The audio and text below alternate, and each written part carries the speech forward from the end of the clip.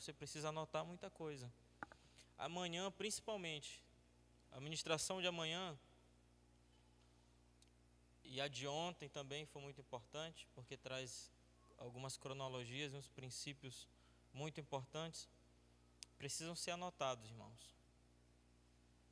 Vocês precisam anotar essas coisas, porque não tem como se lembrar depois de tudo. De repente você vai ficar com dúvida.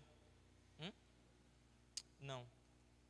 Depois você vai ficar com dúvida em algum tema. Pode diminuir um pouco a luz esses principais aqui.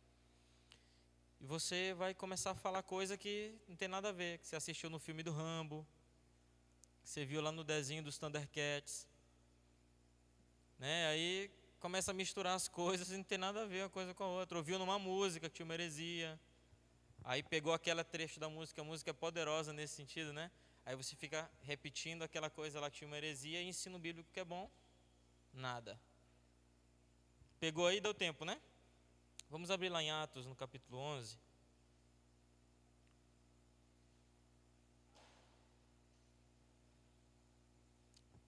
O tema dessa ministração é bases para uma escatologia correta. Anote aí. Bases para uma escatologia correta. Atos 11, verso 19 ao 26. Eu vou ler a versão de João Ferreira. O meu versículo 19 começa assim: então os que foram dispersos por causa da tribulação. Procura essa versão aí. Por causa da tribulação, não perseguição. Procura aí na Bíblia qual versão tem essa palavra para vocês aí. A minha aqui é a Almeida Revista, deve ser a R aí para vocês, né? Aí está a CF, Almeida Corrigida Fiel. Deve ser a R, Almeida Revista, alguma coisa assim.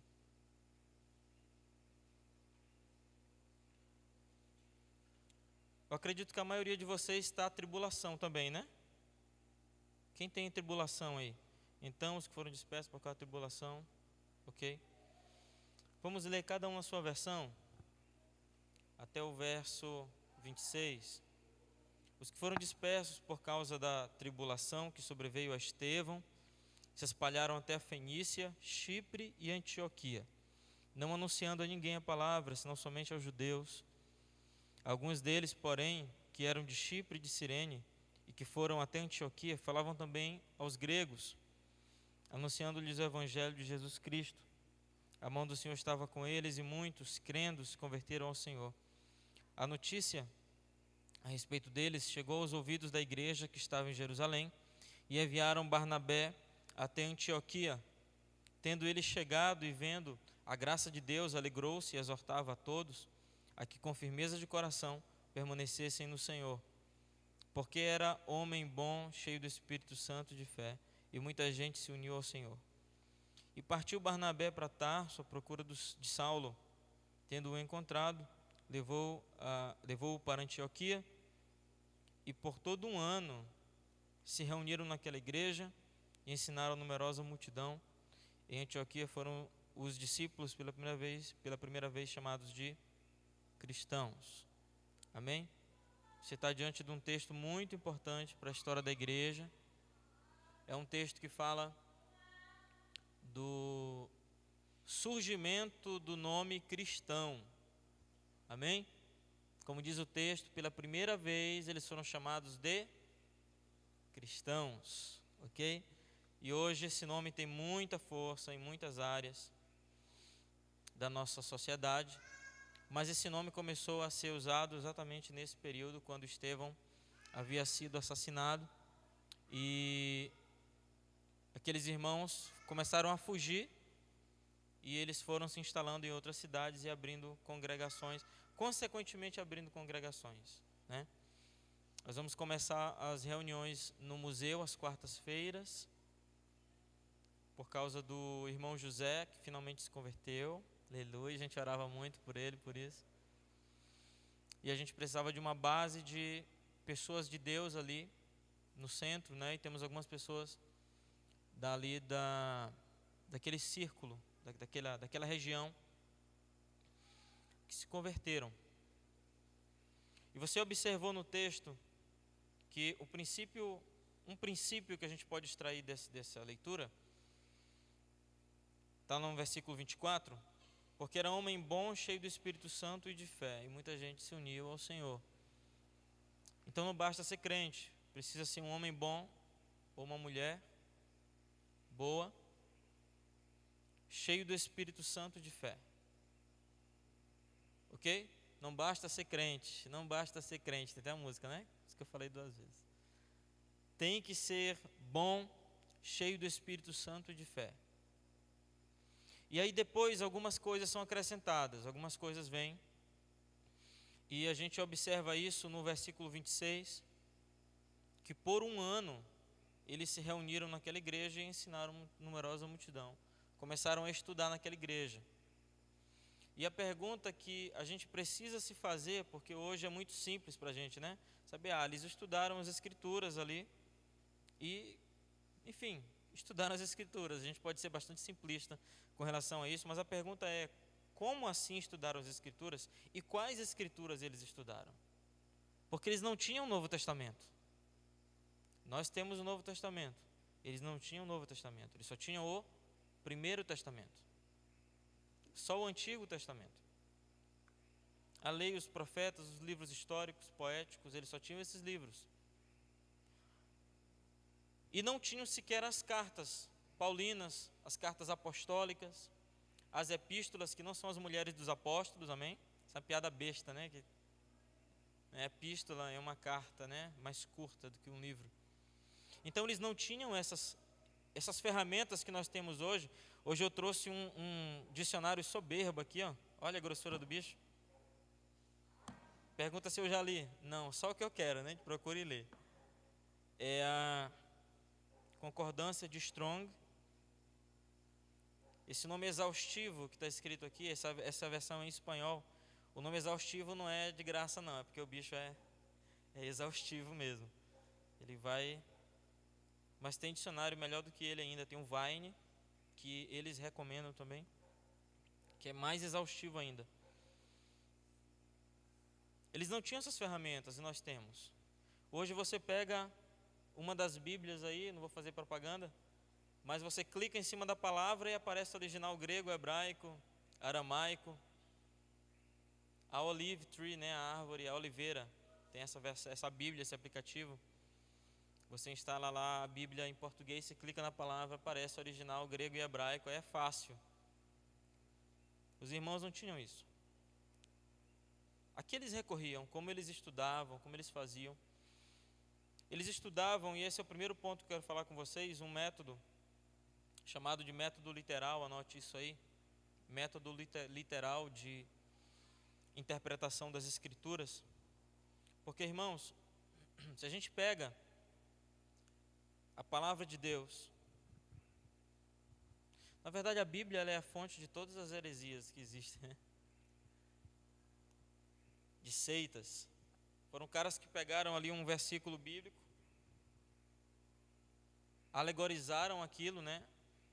Mistificaram aquele versículo e levaram para frente como uma verdade que não era baseada apenas em conhecimento humano, pensamento humano, transformando algumas congregações em sinagogas de Satanás por causa dos ensinos humanos, fugindo totalmente das Escrituras. Esses irmãos, a gente observa que no início da igreja primitiva, até hoje, tem um remanescente que é fiel, tem uma linha que ela é fiel, que não se desvia. Se não, irmãos, a igreja tinha acabado na Idade Média, por exemplo, tinha ferramentas suficientes para ter terminado, tinha características suficientes para a igreja ter terminado na Idade Média, chamada Idade das Trevas, né? Também no primeiro século, quando a igreja foi perseguida brutalmente, ela só não desapareceu porque ela literalmente interpretou o ensino de Jesus, que eles deveriam fugir para as montanhas. Então eles não alegorizaram, não mistificaram que Jesus estava falando de montanha, de que eram, na verdade, o monte da Nova Jerusalém, era o quê? O monte de oração, né? Não, era uma montanha. Então, quando sobrevia, que aí Jesus fala das tribulações, eles, correram para a montanha. Foram literais. Esse tipo de coisa salvou a igreja, por quê? Porque a primeira igreja, ela era judaica. E os judeus estudam assim. Então, para a gente estabelecer essas diferenças, eu quero falar desses dois métodos. Anote aí, método iliteral e método alegórico. Anote isso, é muito importante para você, para a sua vida cristã, para você explicar, para você estudar. Obrigado, filho.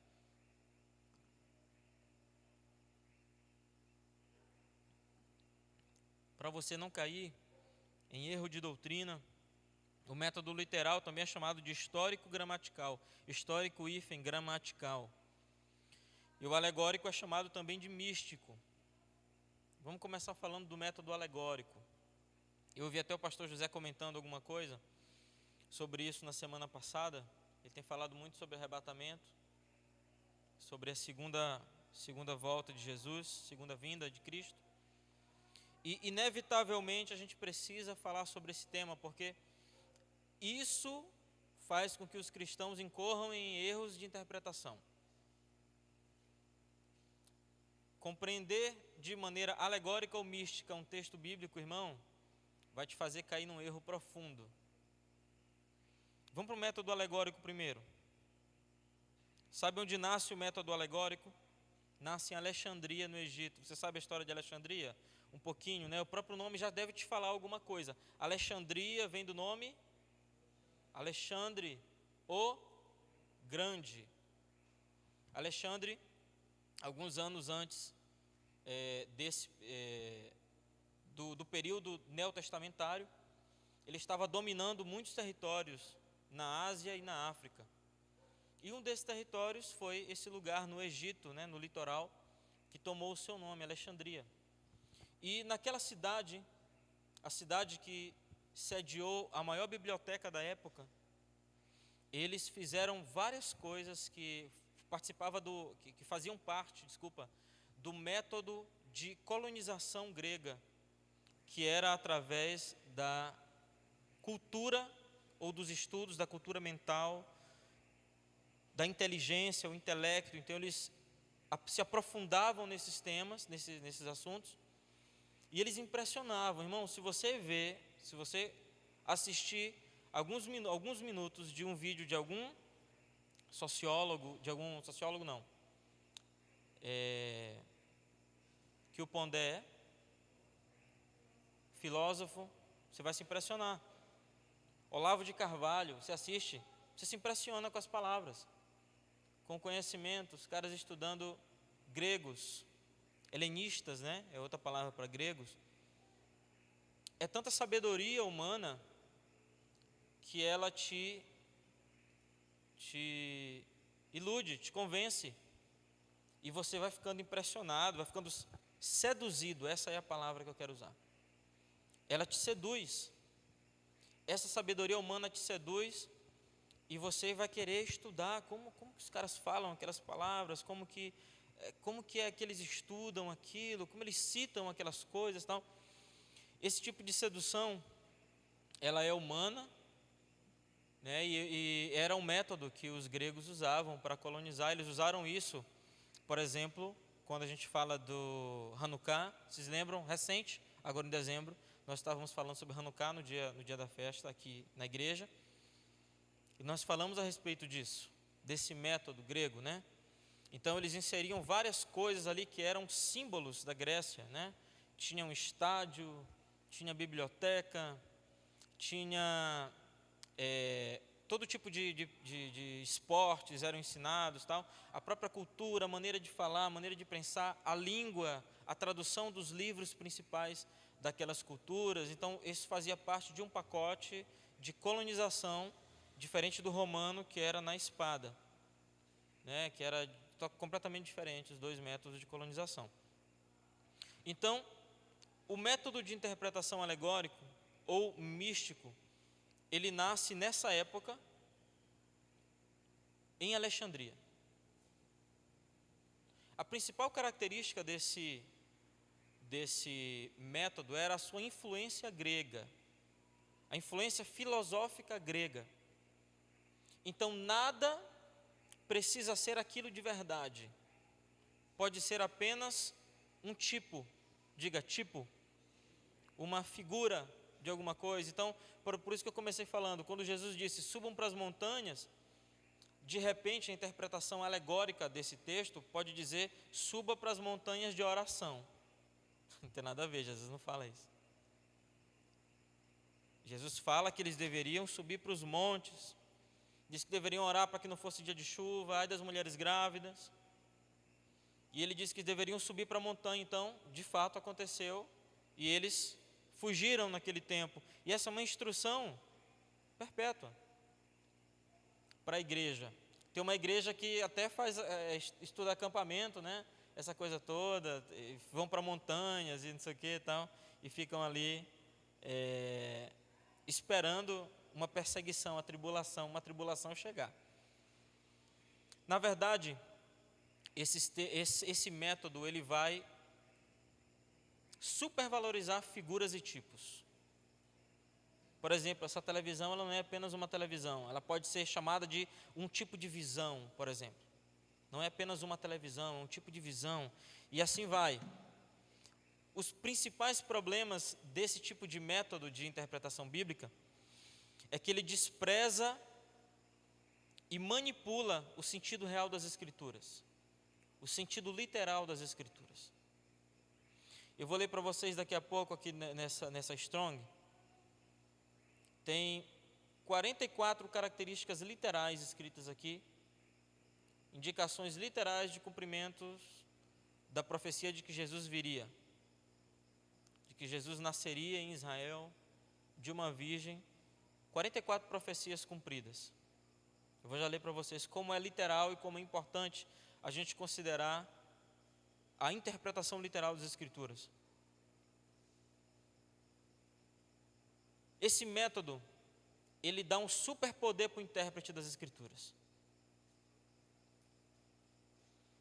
Quem lê as Escrituras de maneira alegórica, ela pode interpretar da maneira que ela quiser.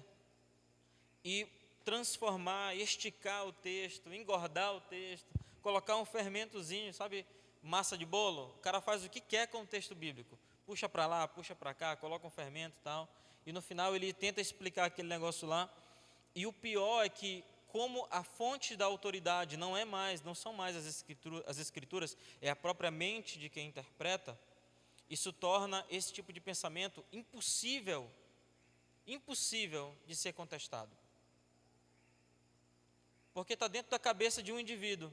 Como você vai contestar uma coisa que está dentro da cabeça de alguém? Se é verdade dele, é verdade para ele. Né? Outro dia eu estava falando aqui sobre o nome aluno, não lembro em que ocasião eu falei, mas o nome aluno que está sendo muito batido, né? Está sendo muito confrontado, né? Enfrentado nas universidades e tal, porque dizem, o aluno não pode ser, o estudante não pode ser chamado de aluno, porque na verdade ele tem luz e aluno é sem luz e tal. E aí eu me faço a pergunta, qual é o estudante, né? Já que você quer chamar assim, que chega numa sala de aula, na aula de matemática, e sabe falar do famoso teorema de Pitágoras para o professor? Nenhum. Se nunca estudou, não vai saber. Como você pode dizer que ele tem a luz do teorema de Pitágoras se ele nunca estudou o teorema de Pitágoras? Ele é um aluno mesmo, ele não tem a luz daquele assunto. E aí quando ele aprende aquele assunto, aí ele tem a luz, né? As trevas saem dele. A escuridão, a ignorância, a palavra treva na Bíblia é o mesmo que ignorância. Então a escuridão sai da mente daquela pessoa e ela aprende aquela coisa nova. E aí ele não olha mais para um triângulo de uma maneira normal, né? Ele vai sempre fazer no teorema de Pitágoras e ele vai sempre olhar de forma diferente e tal. E não vai nunca mais usar aquilo na vida depois daquilo. Mas ele adquiriu uma luz nova, né? A gente aprende coisas que nunca vai usar depois.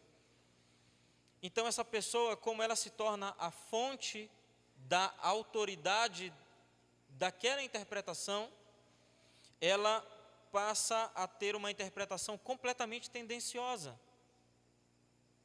Então por isso você tem pessoas hoje dizendo que Jesus é comunista. Por que eles dizem que Jesus é comunista? Porque Jesus, ele dá muito valor aos pobres, às viúvas, aos órfãos. Aí eu digo, pare, porque não é o comunismo o detentor da proteção dos pobres, das viúvas e dos órfãos. Isso é para toda a humanidade. Isso não é do comunismo. Isso não nasce com o comunismo. Eles mataram mais de 100 milhões de pessoas. Então, como pode dizer que defende os pobres, as viúvas e os órfãos, se eles matam as pessoas que eles consideram imprestáveis na sociedade? Hoje, qual o método de anular essas pessoas? Basta você ir no interior e procurar farinha. Quando eu viajava para o interior, a gente passava em Santa Rita, irmão, tinha fardo de farinha assim. Às vezes a gente parava na estrada, até brincava, chegava e dizia assim, tem farinha aí? E tinha um fardo de farinha assim na beira da estrada. Hoje não tem mais farinha. Quase Santa Rita não tem farinha. Por quê? Por causa do Bolsa Família, que começou a dar o peixe, não deu mais a vara. Começou a dar o dinheiro e a pessoa não trabalhou mais. E a gente sabe, a gente teve pessoas aqui que trabalhou no cadastro do Bolsa Família, na época do nascimento e do boom do Bolsa Família, e a gente sabe que qualquer pessoa podia se cadastrar. Bastava ter um CPF e saber assinar o nome. Ia lá, se cadastrava e começava a receber um salário e pronto, não trabalhava mais, não queria mais saber trabalhar. Por quê? Trabalhava para ganhar dinheiro. E já tinha o dinheiro, não precisava mais trabalhar. Tudo que sabe agora é mexer no celular, mandar mensagem no WhatsApp. Não escreve mais beleza, só escreve BLZ, né? Não escreve mais comigo, é só CMG. Não tem mais também, agora é só TB. E assim vai. É um abismo. Os caras chamando Jesus de comunista, não tem nada a ver. Outro problema dessa interpretação é que ela não consegue comprovar a exatidão da sua interpretação. Não tem como comprovar. Porque está na cabeça de um cara que estava assistindo o jogo de futebol e teve um insight. Sabe quando você tem uma ideia? Tive uma ideia. Aí você vai falar com o teólogo, era uma besteira. Não era uma ideia, era uma heresia. E aí você é corrigido nas Escrituras. O problema da interpretação alegórica é que não tem como confrontar isso. Não tem como comprovar, a exatidão desse pensamento. Porque nasceu de uma cabeça lá e ponto final. E as pessoas que têm esse tipo de pensamento e essa interpretação bíblica, eles são insistentes e vão até o fim. E eu conheço muita gente que interpreta assim, conheço muitos homens, muitas mulheres que interpretam as Escrituras dessa maneira. E uma coisa que é triste neles é que eles estudam muito, eles, portanto, procuram muita carga de conhecimento. E quando ela vai conversar contigo, ela traz um monte de assuntos que são verdades, né? Um monte de coisa que é verdade, só que são pequenos assuntos fragmentados verdadeiros, pequenos assuntos. Mas quando você junta tudo, aquilo não forma um corpo, é um verdadeiro monstro. Não forma um corpo. São assuntos, são coisas, são pedaços de interpretações, que quando você diz para essa pessoa assim, agora ok, vamos pegar tudo isso que você me falou, agora junta em uma frase, ou junta em um pensamento e começa cronologicamente. Fala como começou e como vai terminar. O cara não consegue. Porque é tanta alegoria, é tanto misticismo, que não tem chão. Não tem base, nem ele consegue explicar o que ele está falando. Aí você começa a dizer, sim, mas e tal coisa? Ele não consegue explicar porque já muda de assunto, ele vai para outro. Outra característica que é muito forte desse pessoal é que eles são tendenciosos em atacar a dignidade de quem escreveu sobre tal tema. Por exemplo, quando eles vão falar sobre Blackstone, eles vão falar sobre problemas da vida dele e não da obra. Eles não argumentam sobre a obra, eles não argumentam sobre o que aquela pessoa escreveu, mas eles argumentam que o cara deu cheques sem fundo e foram devolvidos. Por exemplo, não há um argumento sobre a ideia ou o pensamento daquela pessoa de fato, mas o ataque ele é meramente na pessoa, porque se você ouvir falar mal sobre alguém, provavelmente você vai começar a pensar sobre aquela pessoa de uma outra maneira. Você vai pensar, epa, vai que é verdade o que aquela pessoa está falando. Por quê? Porque atacou a integridade da outra pessoa. Então, usa verdadeiros artifícios. Abra comigo lá em Gálatas, capítulo 4, verso 21.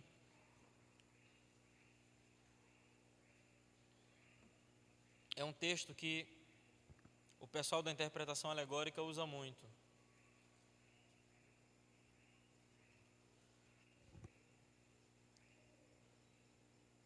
Quatro 21 de Gálatas.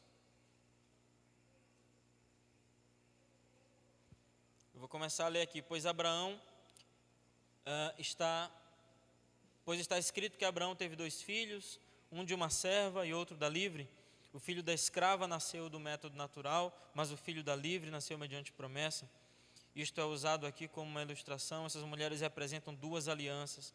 Uma aliança procede do Monte Sinai e gera filhos para a escravidão. Esta é Agar. Agar representa o Monte Sinai, na Arábia, e corresponde à atual cidade de Jerusalém, que está escravizada com seus filhos. Mas a Jerusalém do alto é livre, e é a nossa mãe, pois está escrito: regozije-se, ó estéril, você que nunca teve filho, grite de alegria. Pare por aí.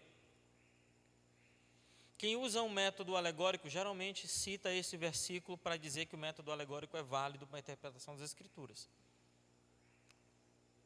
Porque aí tem coisas que parecem alegorias, não tem? Ele está citando o Monte Sinai, ele está citando o filho da escrava, ele começa a fazer comparações sobre Jerusalém, Arábia e tal. O problema disso, irmãos, é que o apóstolo Paulo, que escreve esse texto, ele não está negando nem validando o sentido literal do texto. Ele está apenas interpretando o texto, está dando uma explicação. Isso é característica do método literal. A gente vai já nesse ponto. Outra coisa é que a única vez que Paulo usa a palavra alegoria, ele diz que está fazendo uma alegoria, mas isso não quer dizer que aquilo é uma interpretação alegórica. Ele está fazendo uma alegoria. E quem não pode fazê-lo? Todo mundo pode. O problema está em interpretar as Escrituras de maneira mística, não explicando o texto. Por exemplo, Jesus, quando ele usava parábolas. Parábola é uma espécie de alegoria, ok? É uma parábola. Só que o que Jesus fazia com as parábolas? Ele dava a interpretação da parábola. É só você ler o resto do texto. Você começa a ler o texto, você vê Jesus falando de uma parábola. E aí os discípulos ou perguntavam sobre aquela parábola, o que significava, ou Jesus já ia direto explicando para eles o que significava. Isso é literal. Se Jesus fosse alegórico, ou alegorista no seu método de interpretação e de ensino, ele lançava uma parábola e não explicava nada para ninguém. Ele deixaria cada um interpretar do jeito que quisesse. E esse é o problema da interpretação alegórica. É que o cara que prega dessa maneira, ele lança um pensamento, mas ele não explica. E aí cada um volta para casa pensando de um jeito diferente. E quando a gente se reúne, nós temos dezenas, cada cabeça é uma interpretação diferente. Jesus não fazia assim. Ele explicava aquela parábola que ele estava ensinando. Amém? Outra coisa importante sobre isso, 1 aos Coríntios, capítulo 10, abra lá comigo.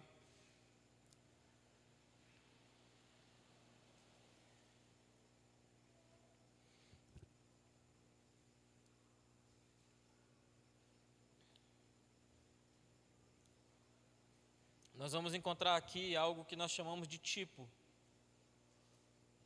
Você sabe o que é tipo e antítipo? Tipo é uma figura que representa alguém. Isso é um tipo, ok? Por exemplo, o sacerdote Melquisedeque, quando aparece para Abraão, Abraão devolve o dízimo para ele.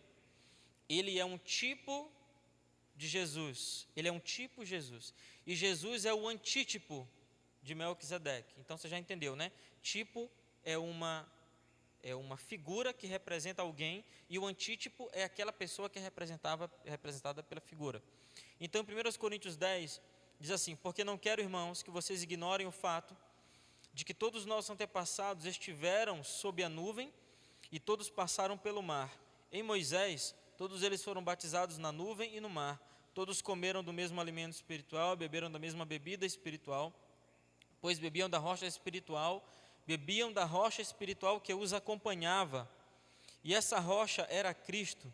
Contudo, Deus não se agradou da maioria deles, por isso os seus corpos ficaram espalhados no deserto. Observe que isso é um texto, é uma explicação de Paulo sobre um texto de Êxodo, e você sabe que os judeus, os hebreus, enquanto eles estavam ali fugindo no deserto, na verdade eles não estavam mais fugindo ali, eles já estavam andando pelo deserto à procura da terra prometida, né? Então, nessa caminhada aconteceram algumas coisas muito interessantes, e uma delas é que uma rocha os acompanhava, dando água para eles, né? E o apóstolo Paulo, ele diz que essa rocha era Cristo que os acompanhava. Então a gente tem aqui um tipo que era a rocha, diga, a rocha era um tipo Cristo, ok? Porque alimentava os hebreus no deserto, era um tipo. Quem é um antítipo da rocha? Então vocês entenderam, o antítipo dessa rocha era Jesus, ok? Então Paulo, ele traz exatamente a explicação. Ele diz: pois bebiam da rocha espiritual que os acompanhava, e essa rocha era Cristo. Então, aqui está um exemplo da interpretação literal, não alegórica. O problema do alegórico é que ele pode pegar um texto desse aqui e ele viaja na maionese com relação à palavra rocha espiritual. E aí, irmão, sai uma viagem muito maluca, assim, parece coisa de maconheiro. Vai embora e flui, né? Vai embora. Enquanto que Paulo pega o texto e ele explica, a rocha espiritual era Cristo. Vou já te explicar sobre esse ponto. Vamos para a interpretação literal?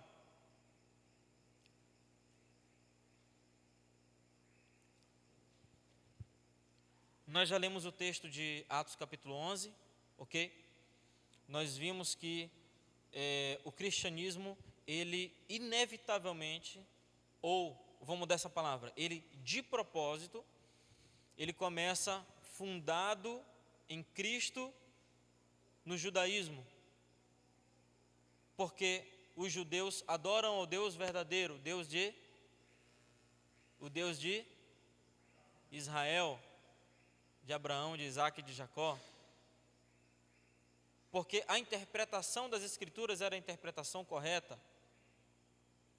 Então, não tinha como haver uma outra maneira de se interpretar as Escrituras na época de Atos capítulo 11, senão da maneira literal.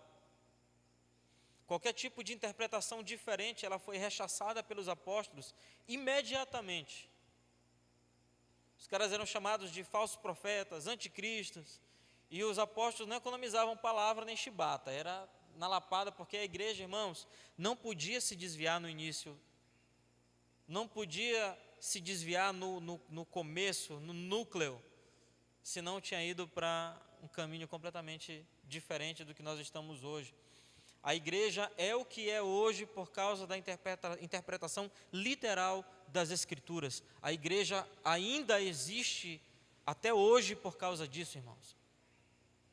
Já pensou se você tivesse uma empresa e essa empresa durasse 2020 anos?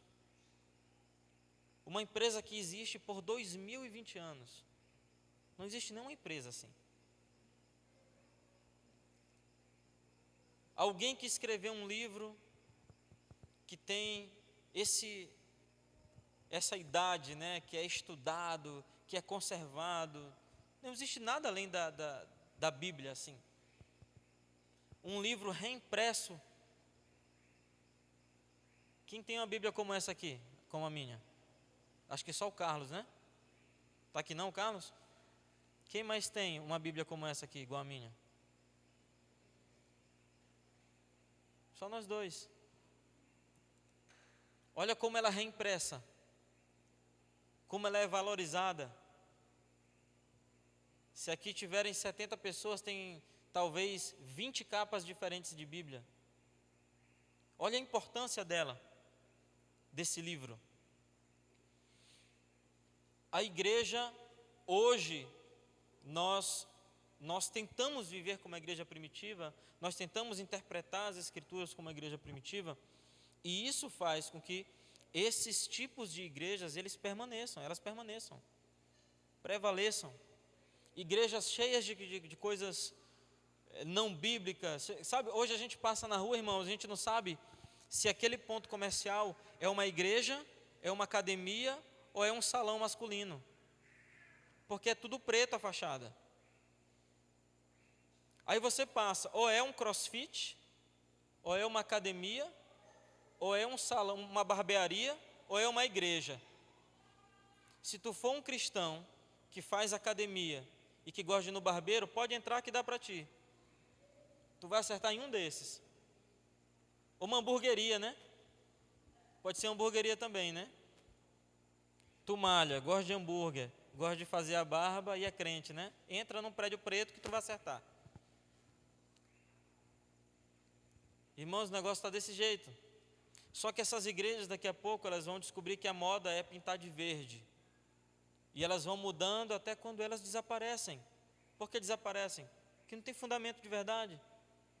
É moda, é tudo alegórico. Os judeus eram tão literais que Jesus batia neles. Jesus dizia que eles eram exagerados. Jesus ensinava para eles da maneira correta, criticava eles, dizia: vocês são exagerados. Você sabe do que eu estou falando? Interpretava as Escrituras tão literal, que pecavam. Eles perguntaram uma vez para Jesus: como se resumem os 10 mandamentos e a lei? E Jesus resume para eles dizendo: ame o Senhor, o seu Deus, de todo o seu coração, de toda a sua alma, de todas as suas forças, de todo o seu entendimento, e ame seu próximo como a si mesmo.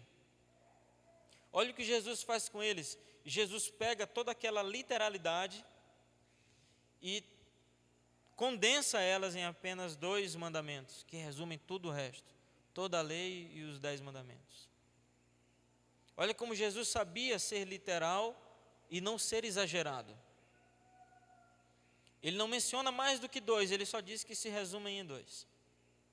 O problema é que nessa caminhada em que a igreja começa a interpretar de maneira literal, a igreja também vai tentando se afastar de Israel, e o antissemitismo que estava no coração de algumas pessoas começa a ver que aqueles judeus interpretavam tão literal que erravam, tão literal que exageravam. E eles começaram a se afastar, e foi começando a dar espaço para a interpretação alegórica. Porque eles não queriam errar como os judeus. Olha só que coisa triste. Como assim errar como os judeus? É melhor errar como os gregos ou é melhor errar como os judeus? Porque nós erramos, nós somos falhos. É melhor errar mistificando ou é melhor errar exagerando? É melhor errar exagerando. É melhor errar tentando ser literal nas Escrituras do que você errar sendo místico. Você está vendo anjo em todo lugar agora, né? Os anjos existem. Mas você vê anjo em todo lugar agora. O anjo te serve água, porque afinal são servos, né? Ele te serve água, e tem um profeta que a gente conhece que o anjo abre até o portão para ele entrar. Aí começam as alegorias, as coisas tão exageradas, como eu falei para você, parece coisa de maconheiro, né? A coisa exagerada assim ao ponto de virar antissemita. E aí esse tipo de gente que não consegue ser equilibrado, que não consegue ser literal e equilibrado, ele acaba caindo no método alegórico e vira uma pessoa mística, um crente místico. Eu estou falando isso, irmãos, porque essa caminhada que nós estamos traçando, a ministração de ontem e a ministração de amanhã, elas são interpretações literais das Escrituras. Então, eu quero muito que você amanhã traga um livro, um caderno, uma agenda, um pedaço de papel, caneta, para você anotar, amanhã à noite. Amém? Para você escrever, porque, irmãos, não tem jeito, você vai precisar pesquisar aquilo que você escreveu, fruto dessas ministrações. Eu sei que se a gente disser assim, não, você pode assistir de novo no YouTube, você não vai assistir 7 minutos. Como que eu sei disso? Eu sou mágico? Não, eu vejo as estatísticas do YouTube da gente. São 7, 8 minutos que alguém assiste um vídeo. Se vocês assistem os vídeos, então vocês assistem 7, 8 minutos no vídeo, depois pula para outro, vem uma propaganda, vem aquilo que o YouTube oferece, chega a mensagem no WhatsApp, irmão, é uma loucura o mundo. A gente não tem essa atenção toda, a gente acaba fugindo das coisas. Eu vou te dar alguns argumentos a favor do método literal, eu quero que você escreva isso. Eu vou ler para vocês também. Anote aí, primeiro, você pode anotar por palavra, por chave.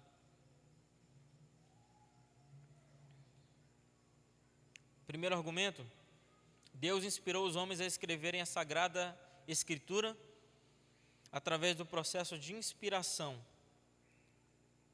em que o Espírito Santo utilizou linguagem.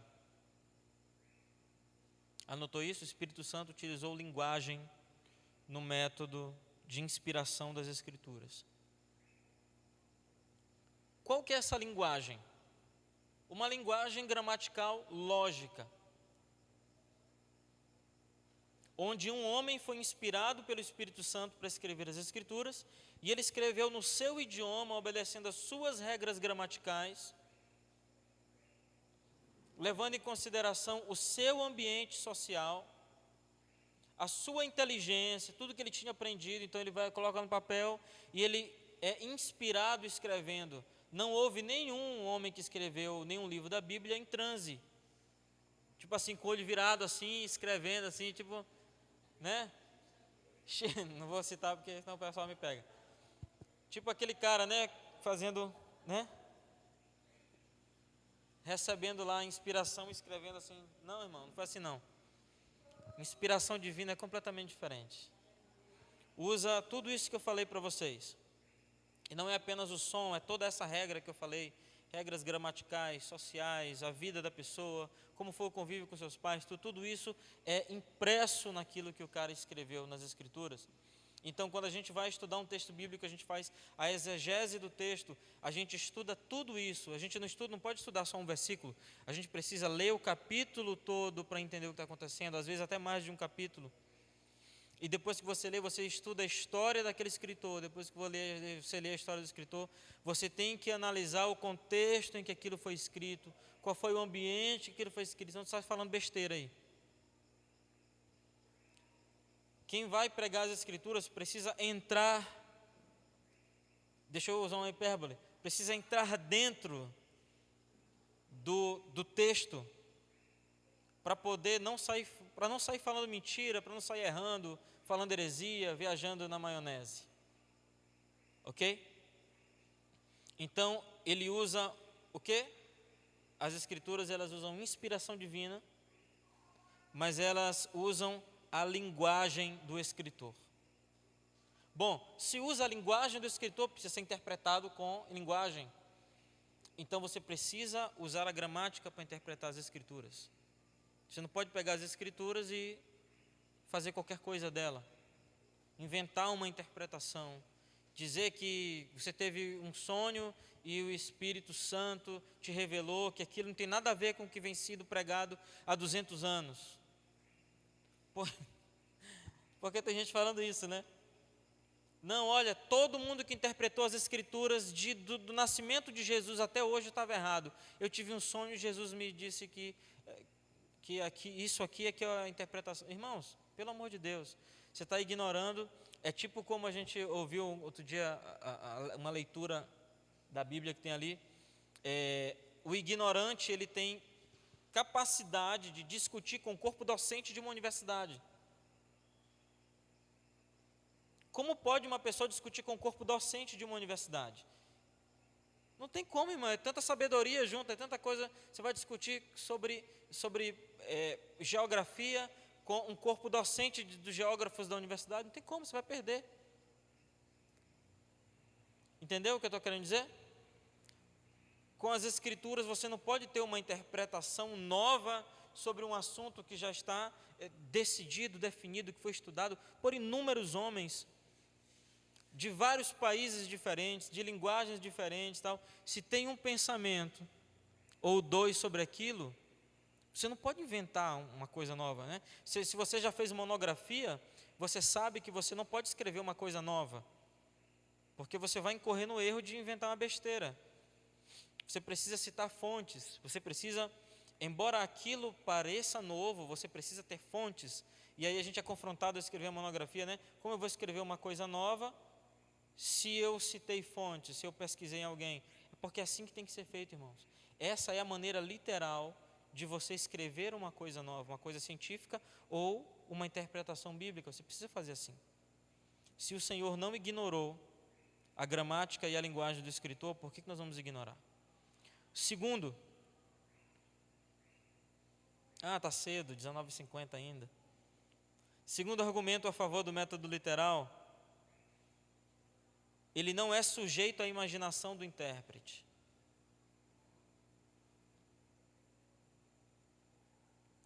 Não é influenciado por desvaneios e especulações. É o mesmo segundo ponto. Sabe o que acontece? Quando você vai contar, por exemplo, experimente contar uma viagem sua para o meu pastor José. O pastor José te coloca no chão, irmão. Te pega com 2 bracinhos assim, te senta. O pastor José, ele considera a Bíblia tão importante que ele não coloca nem o celular dele em cima da capa da Bíblia. Outro dia eu sentei num lugar, coloquei minha Bíblia na perna, sentei na frente dele e coloquei o celular em cima. Aí ele disse: meu filho, tire o celular de cima da sua Bíblia, que a Bíblia é muito importante. Coloca o celular no bolso, coloque a Bíblia por cima. Aí você chega num ambiente, está cheio de livros e tem uma Bíblia lá. Ele puxa a Bíblia de baixo e coloca em cima. Esse zelo exagerado é bom, não é ruim. Ruim é você ir para casa e deixar sua Bíblia no banco, como vai acontecer daqui a pouco. Eu perguntei outro dia ontem para uma pessoa que está aqui na minha frente, eu não vou citar quem é, porque tem 3 me olhando. Uma pessoa que está na minha frente, eu disse assim, eu disse: você tem Bíblia em casa? No culto. Eu disse: tenho. Pois ela tem que estar aqui na igreja, tem que trazer. Porque a gente não vê os crentes com a Bíblia, irmãos. Pelo menos a maioria. Não vê. Não dá a devida importância. Vê com a Bíblia instalada e acabou. E se descarregar, como é que faz? Lê no telão, né? Ô pastor, pelo amor de Deus, a gente lê no telão. E se piscar o telão, né? Se acontecer uma coisa, aí como é que tu faz? Não, o senhor lê. Aí então, tá bom, tá certo, tu venceu. Essas horas aí eu prefiro parar de discutir. Esse método não é sujeito à interpretação, à mente do intérprete. Porque quando você vai falar com alguém, como por exemplo o pastor José, como um teólogo, com uma outra pessoa, ou mesmo com um grupo de pessoas que nem precisam ser teólogos, basta estudar as escrituras, você tem muitas ferramentas para isso. Então, essas pessoas, elas vão te colocar no chão, vão dizer: olha, isso aí é heresia. E se você é literal, você vai ceder para aquilo. Ou você cede, ou você discute até o fim sobre aquele tema. Porque você tem que ter argumentos que fazem parte da interpretação literal, que é estudar, fazer exegese do texto. Então você vai saber argumentar, de repente você vai ensinar alguma coisa, ou você vai aprender. Ok? Terceiro argumento a favor: de toda a Bíblia, cerca de 80% do seu conteúdo pode ser interpretado satisfatoriamente por meio desse método. Cerca de 80% da Bíblia pode ser interpretada satisfatoriamente através da interpretação literal, que é o que não acontece com o alegórico.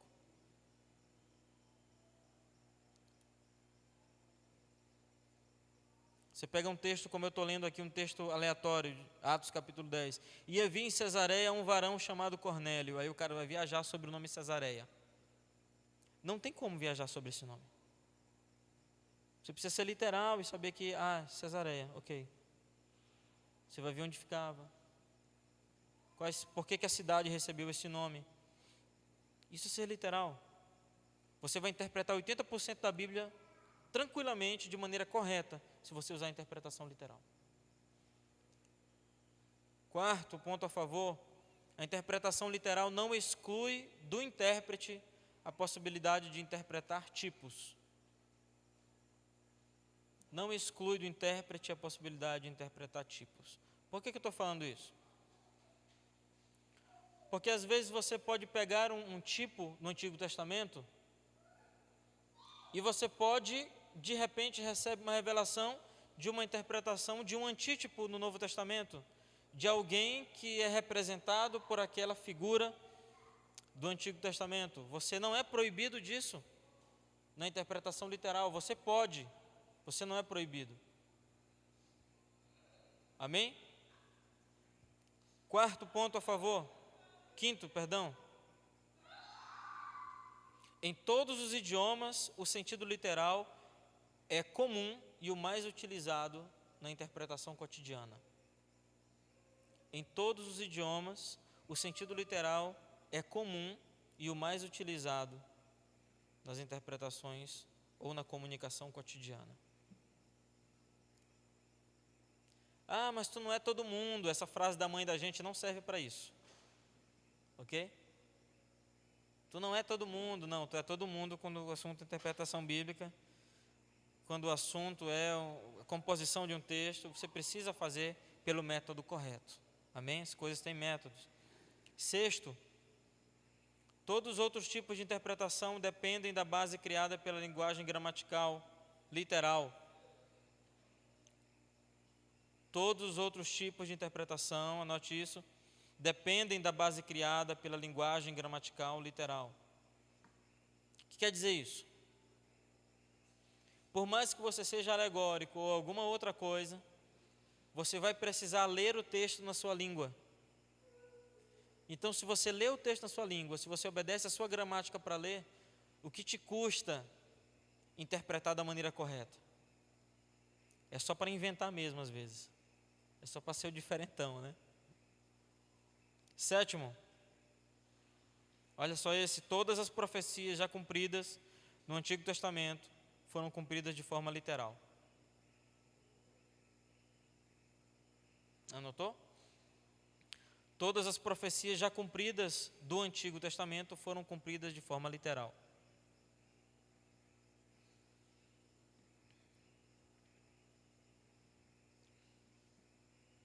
Quer um exemplo? Isaías 7,14 diz que Jesus nasceria de uma virgem. E ele nasceu de uma virgem. Tem algo mais literal do que isso? Não tem. Isso é literal demais. Não sei nem se Maria tinha conhecimento de Isaías 7,14. Não sei nem se José já tinha lido esse texto. Mas se cumpriu exatamente como estava escrito. Oitavo, a intenção de Deus em inspirar homens para escrever a Bíblia é transmitir diversas informações. A intenção de Deus em inspirar homens para escrever a Bíblia é transmitir diversas informações. Anotou? Estou sendo rápido demais? A intenção de Deus em inspirar homens para escrever a Bíblia é transmitir diversas informações. Quais são essas informações? Bota 2 pontos aí. Sua vontade, seus planos, suas leis.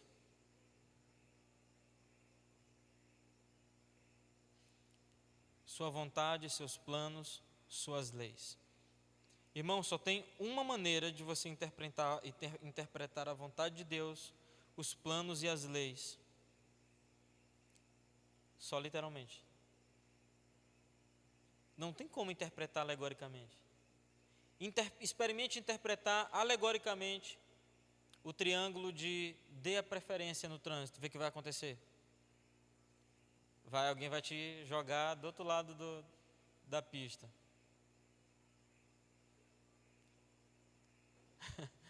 Conversão à direita, né? Você já viu essa foto aí? Tem um gif aí, conversão à direita, né? A placa de conversão à direita tem uns caras ajoelhados debaixo da placa, assim, ó. Experimente interpretar alegoricamente conversão à direita e vire para o outro lado no trânsito, vê o que vai acontecer. Não tem como escapar, irmão, é batida certa. Precisa ser interpretado literalmente.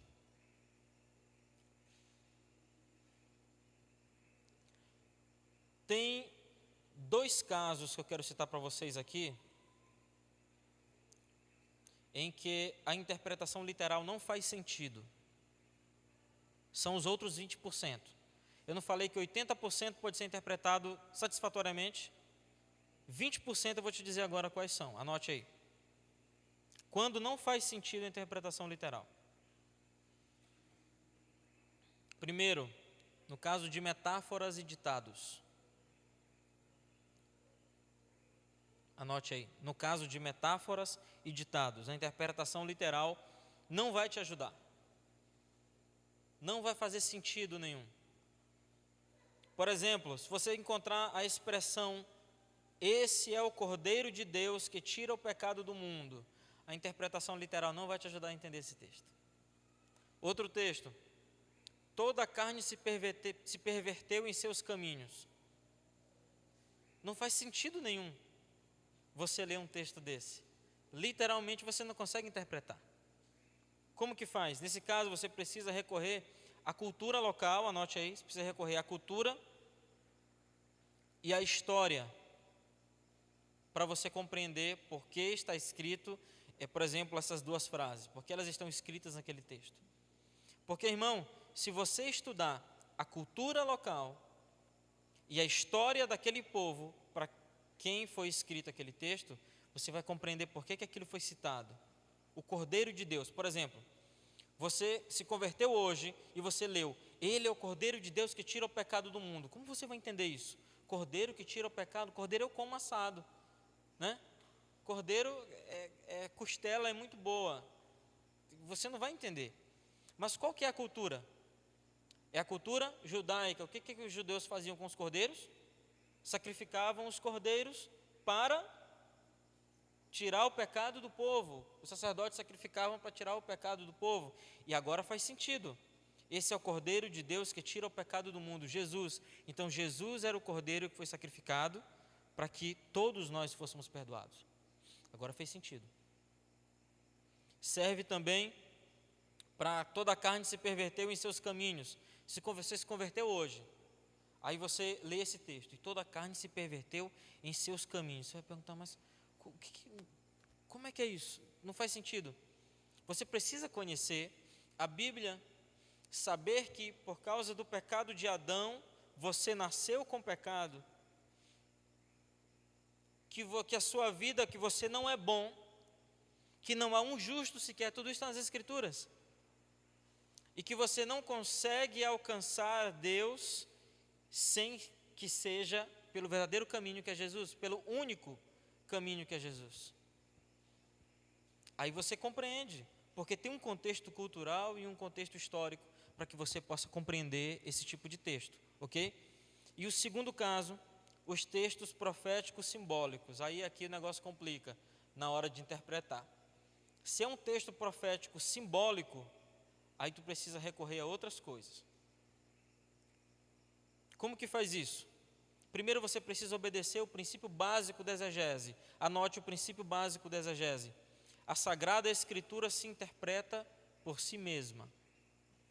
Ok? Então aquela história, pastor, me indique um livro para me estimular a ler a Bíblia. Isso não existe, irmão.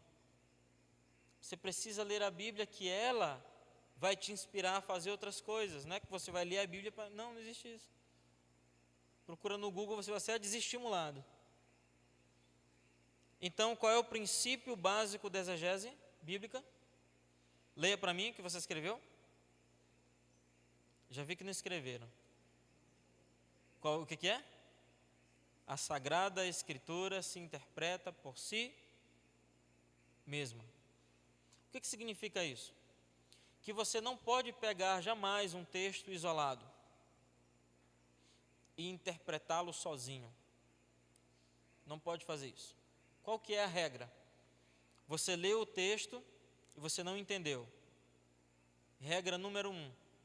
Procure no mesmo capítulo, está anotando?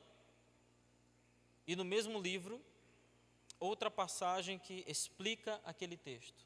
E você vai encontrar. Naquele mesmo capítulo ou naquele mesmo livro, outra passagem. 90% de chance de você encontrar a explicação daquele texto que você não entendeu. Segundo, não deu certo? Passa para o passo 2. Procure nos demais livros da Bíblia. Aí o aplicativo te ajuda. Porque você, por exemplo, pode pegar uma palavra e digitar na busca, e o aplicativo da Bíblia vai te dar todos os lugares na Bíblia onde citam aquela palavra. No caso da Olive Tree, que você tem uma busca, por exemplo, por nome original em grego e em hebraico, é muito mais profundo. Então você digita a palavra e ele te mostra todos os lugares onde essa palavra se repete. Geralmente, quando você abre uma palavra, clica numa palavra, por exemplo, a palavra amor no Novo Testamento, né? Aí você clica naquela palavra e abre a interpretação, e tem um link embaixo te mostrando todos os textos onde essa palavra ela se repete, e você vai conseguir encontrar rapidamente um outro lugar onde aquela palavra, aquele pensamento é citado nas Escrituras. E também nesse tipo de dicionário, ele tem índice temático e harmonia dos evangelhos. E aí tem uma tabela que mostra na esquerda de vocês é essa, né? Mostra na esquerda o texto original, e nas tabelas, por exemplo, se tem uma frase de Jesus no livro de Mateus. Então, na primeira coluna da esquerda mostra aquele versículo, aquela frase. Aí nas outras colunas mostra, nos outros evangelhos, quando Jesus falou a mesma coisa. Em Marcos, em Lucas e em João. Por isso que é muito bom você ter um dicionário bíblico em casa. Porque você é um crente de verdade. Você vai comprar um dicionário e vai parcelar no cartão se não tiver o dinheiro. Amém? Pede o cartão do Armando emprestado ali para comprar. Vai lá na livraria evangélica. Compra um dicionário daquele grosso. E começa a estudar as Escrituras lendo aquilo. Sua maneira de ver as Escrituras vai mudar. Você vai compreender da maneira correta as Escrituras. Você não vai ser um crente fraquinho que, pastor, eu leio e não consigo entender o que está escrito. É porque você não estudou. Ninguém lê e entende o que está escrito. Você pega um jornal, por exemplo, amanhã. Ninguém vai pegar jornal amanhã, né? Ninguém compra mais jornal. Mas digamos que você comprou um jornal e você vai ler aquela primeira matéria. Irmão, é muito difícil de você compreender aquilo ali sem que você leia tudo. Sem que você conheça a história daquilo que está acontecendo. É muito difícil. Você precisa interpretar aquilo da maneira correta para você saber o que está falando. Senão você vai contar uma outra história. E lê o negócio e vai contar uma outra história, né?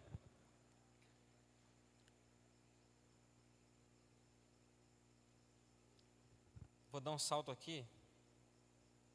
Que o negócio aqui é comprido. Eu quero falar sobre alguns cumprimentos literais. Eu vou citar para vocês aqui, já que a gente está falando disso, antes de pular para outro assunto.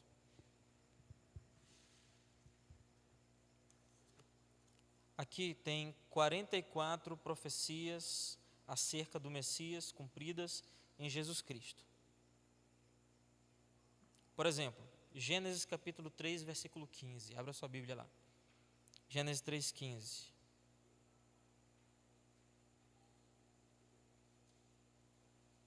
E porém inimizade entre ti e a mulher, e entre tua semente e a sua semente. Esta te ferirá a cabeça, e tu lhe ferirás o calcanhar. O tema dessa profecia é a semente da mulher. Qual foi o cumprimento? Gálatas 4:4. Porquanto veio o cumprimento do tempo, Deus enviou o seu Filho, nascido de mulher e nascido debaixo da lei. Então, uma profecia de Gênesis, capítulo 3, versículo 15, se cumpriu em Jesus. Tem 44 aqui, eu vou ler mais um. Deixa eu pular aqui para...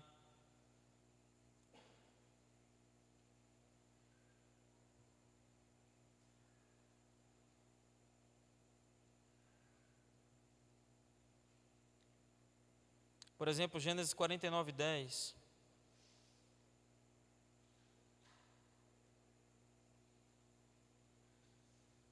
Gênesis 49:10. Tem uma palavra aqui que eu não conheço.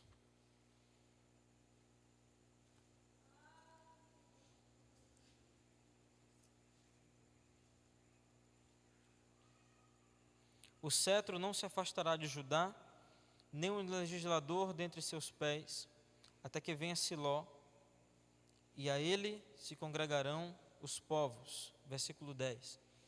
Isso se cumpre em Lucas capítulo 3, versículo 33, que fala da ascendência de Cristo, que diz: filho de Aminadab, filho de Arão, filho de Esrom, filho de Fares, filho de Judá.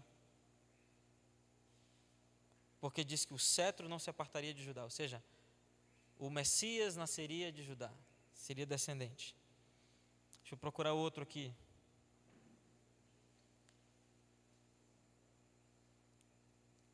Daniel capítulo 9, versículo 25. Não, esse aqui, abre lá em Miqueias 5:2. Esse aqui é muito bom.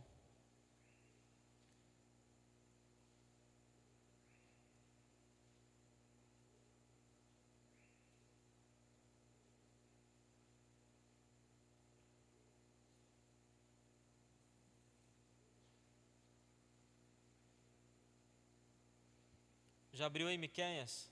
Está nas páginas amarelas da Bíblia. Aquela que você não abre e amarelou. Vai lá, outra piada sem graça, né? Só Thomas riu. Miqueias. Aí está a Bíblia assim, né? Vai ver onde é que cai o Miqueias aparece, tu mete o dedo. Diz assim: e tu, Belém Efrata, pequena demais para figurar como grupo de milhares de Judá, de ti sairá o que há de reinar em Israel, e cujas origens são desde os tempos antigos, desde os dias da eternidade. Miqueias 5:2 se cumpre em Lucas capítulo 2, versos 4, 5 e 7. Lucas 2, agora corra lá para Lucas 2.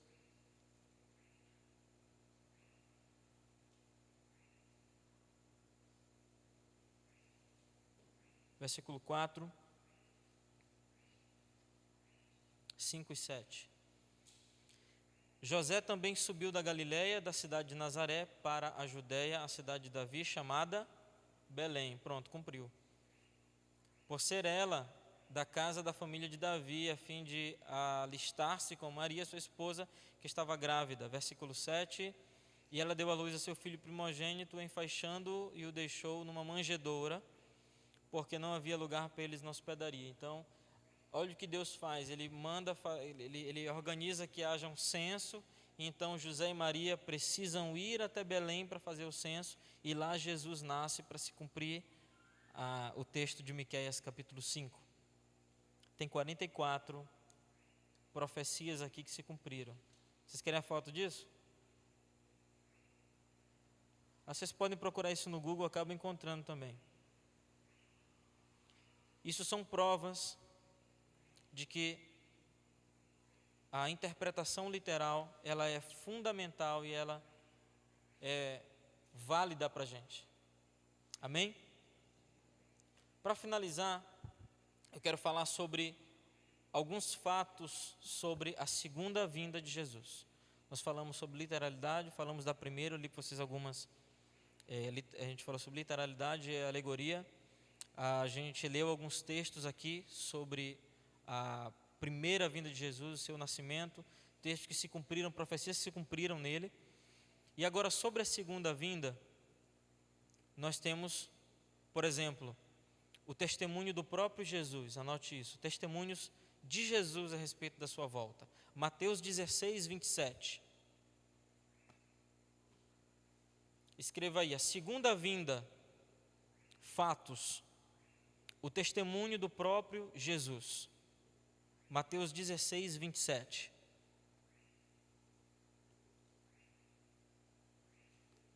Porque o Filho do Homem virá na glória de seu Pai com seus anjos, e então dará a cada um segundo as suas obras. Ali no telão tem outra versão, diz, porque o Filho do Homem há de vir na glória de seu Pai com seus anjos, e então retribuirá a cada um conforme as suas obras. Ou seja, o próprio Jesus está falando que ele vai vir de novo, que ele virá mais uma vez.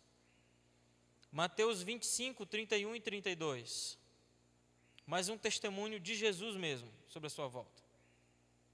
Mateus 25, 31 e 32.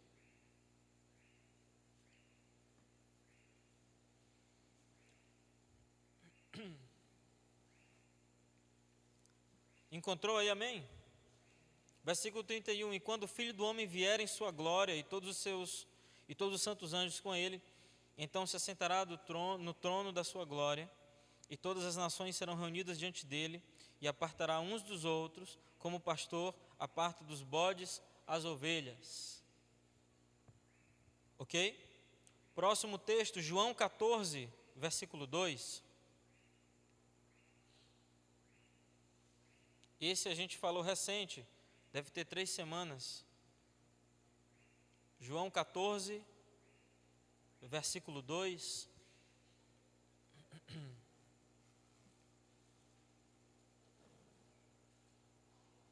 Amém? Posso ler? Na casa de meu pai há muitas moradas. Se não fosse assim, eu vos teria dito: vou preparar-vos o lugar. E quando eu for e vos preparar lugar, virei outra vez. Pronto. E vos levarei para mim mesmo, para que onde eu estiver, estejais vós também. E por último, João 21, 22.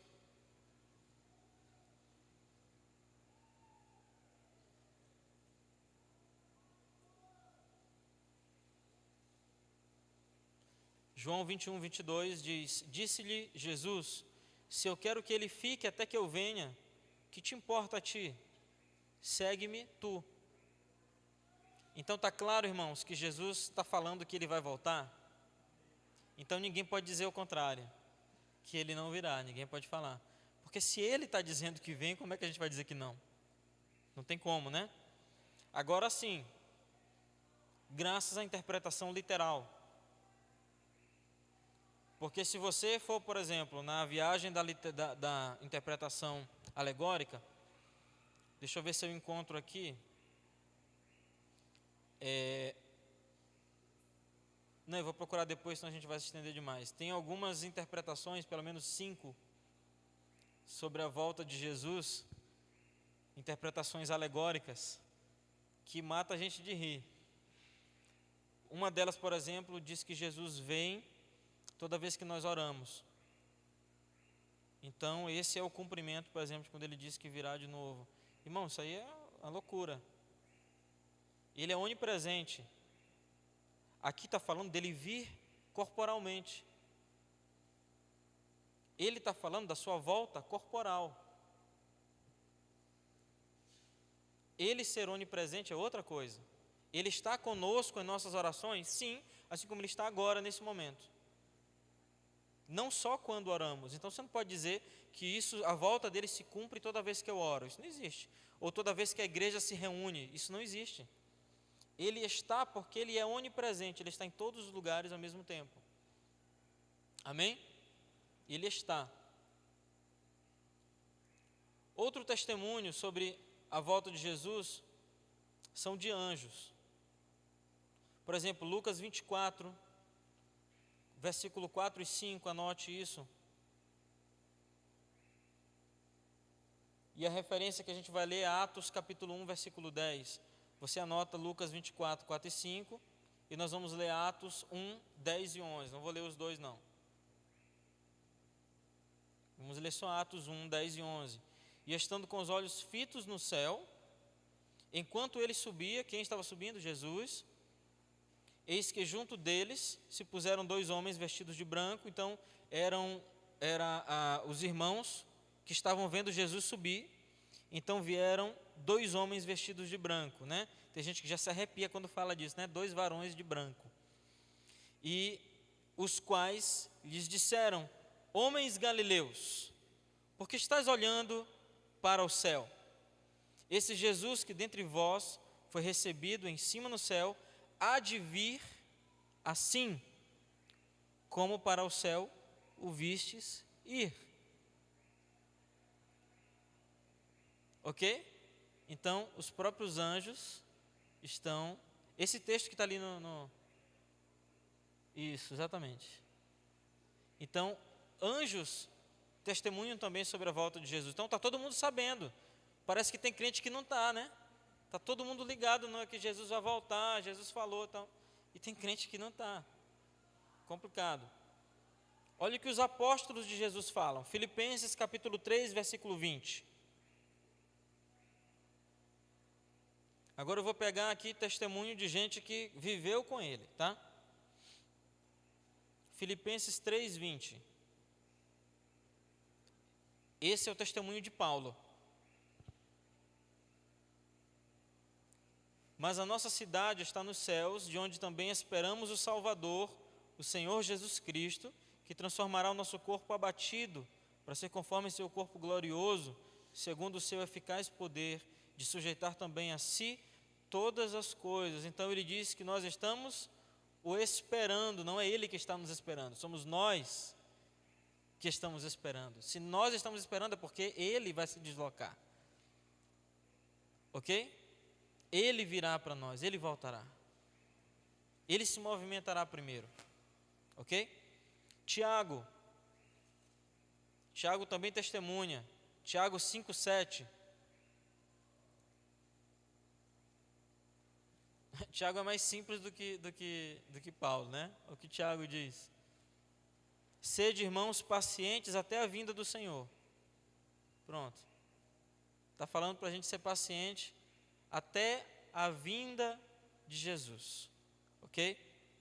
Pedro, vamos ver o que Pedro diz em 2 Pedro 1,16.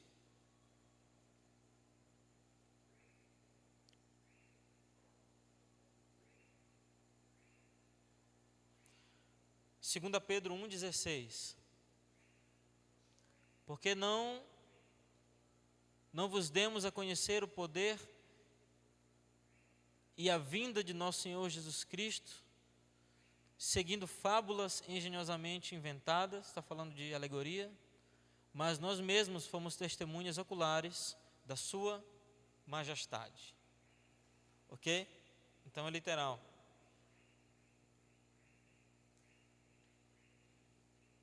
Judas também, em Judas 14, 15, se anota aí, a gente não vai ler, já estamos avançados.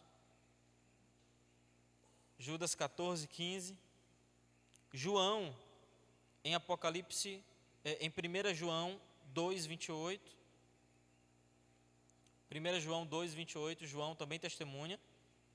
1 João 2, 28. Agora, filhinhos, permanecei nele, para que quando ele se manifestar, tenhamos confiança e não sejamos confundidos por ele na sua vinda. Agora, Apocalipse 1,7, isso eu quero ler com vocês, Apocalipse 1,7, que também é testemunho de João.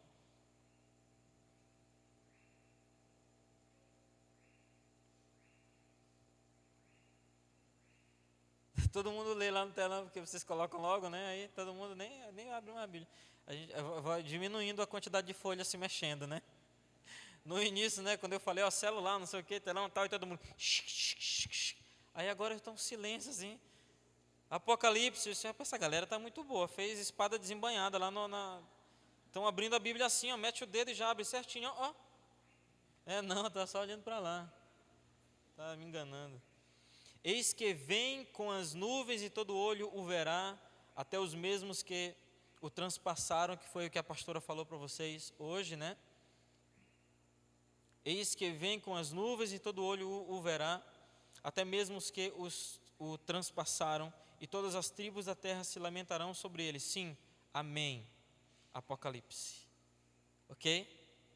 Quero terminar com isso e deixar aberta essa mentalidade em vocês, para que amanhã vocês possam compreender muito bem, literalmente, o que vai ser ministrado, e que vocês possam também voltar no que vocês aprenderam ontem, no sábado, na ministração do pastor Armando, ok? Vocês vão reler e vão interpretar literalmente, amém?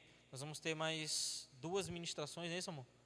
Segunda e terça, 2 ministrações sobre esse tema. Então, irmãos, é literal. Ele está para voltar, está voltando. Ele virá nas nuvens, nós o encontraremos lá. Porém, todo olho o verá. Nós olharemos para cima e o veremos, reconheceremos, lembraremos das Escrituras que lemos e acreditamos literalmente, e então se cumprirá. Não tem nada mais fantástico do que você ver uma teoria de, por exemplo, Albert Einstein, e você vê aquela teoria se cumprindo num experimento científico. É mais ou menos isso que vai acontecer. Nós lemos as Escrituras, e aquilo que para muita gente era apenas teoria, nós que acreditamos literalmente, veremos acontecer conosco. Amém? Não abra sua janela, como eu vi no um vídeo que a gente recebeu, não abra sua janela depois que você ouvir as trombetas tocando, vai ser terrível, você vê todo mundo subindo. Então vamos junto, gente, em nome de Jesus, amém? Vamos orar. Quero te convidar a ficar de pé.